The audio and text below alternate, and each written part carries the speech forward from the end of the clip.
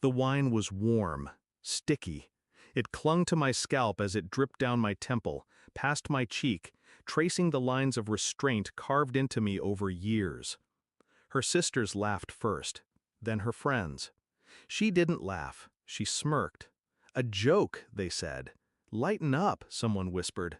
But I saw it, how she held the bottle just a moment longer than necessary, how the glass tilted with intent, not accident. I wiped my face in silence. Not because I couldn't speak, but because I didn't need to. I stood, stepped away from the table. The marble floor echoed with my retreat. I heard one of them gasp, perhaps from guilt, perhaps from fear.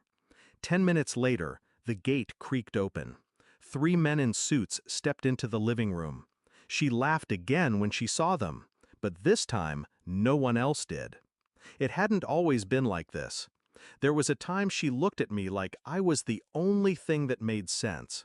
Before the career, before the staged smiles and curated dinners and quiet cruelty behind closed doors. Somewhere along the way, I stopped being a man. I became a fixture, something to decorate her lifestyle, something to humiliate. I knew she was slipping. She forgot to hide things. A bank statement on the dresser, a private car drop-off she couldn't explain, messages she didn't delete. I wanted to believe it was just stress. But that night, when she poured the wine, she didn't look at me with hate. She looked at me like I didn't matter. That was the part that hollowed me out. I played my part, laughed at her jokes, attended her events, while quietly tearing the seams behind the curtain. Private investigator. 3 weeks. He sent me everything. Hotel receipts, photographs, recorded phone calls.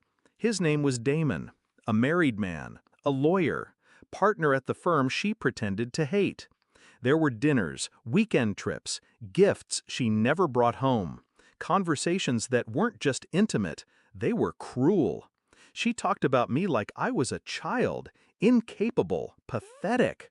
She said she stayed with me because I was predictable, because I didn't ask questions, because I made her feel powerful.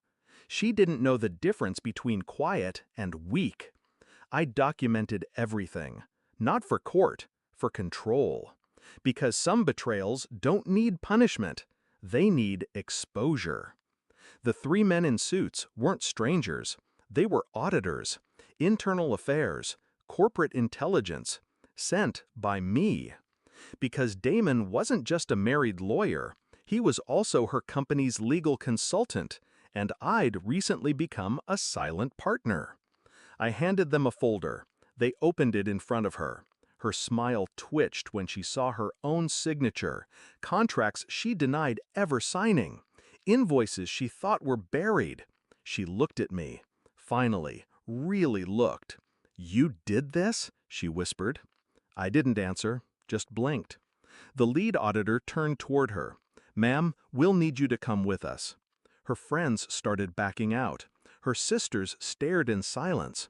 All the laughter had dried up. She reached for me as they led her to the door. "Please, please just talk to me." I stepped back. Her voice cracked, begging now. "I didn't mean it. That night I didn't—" "You did," I said, finally speaking, and that's why it mattered. The officers paused. I nodded. They took her. Not in handcuffs. Not yet. But I saw it in her eyes. The realization that the house of mirrors she built had collapsed.